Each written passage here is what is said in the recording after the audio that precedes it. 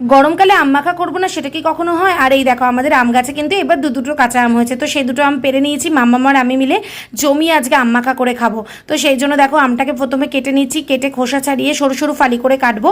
আমার কেন জানি না সরু করে ফালি কেটে আম মাখা করে খেতে কিন্তু দারুণ লাগে। তো তোমাদেরও কি ভালো লাগে নাকি এরকমভাবে তোমরা জানিও, আর তোমরা আমার মতন করে আম মাখা করে খাও কিনা সেটাও জানিও।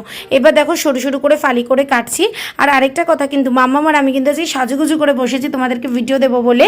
তো তোমরা কিন্তু অবশ্যই লাইক আর কমেন্ট করো, আর চ্যানেলটিকে প্লিজ সাবস্ক্রাইব করে রেখো এরকম চটপটা রেসিপি কিন্তু দেখার জন্য। তো এই প্রথমে দিয়ে দিলাম বিট নুন, তারপরে দিয়ে দিলাম ভাজা মশলা, তারপরে দিয়ে দেবো হচ্ছে কাসুন্দি।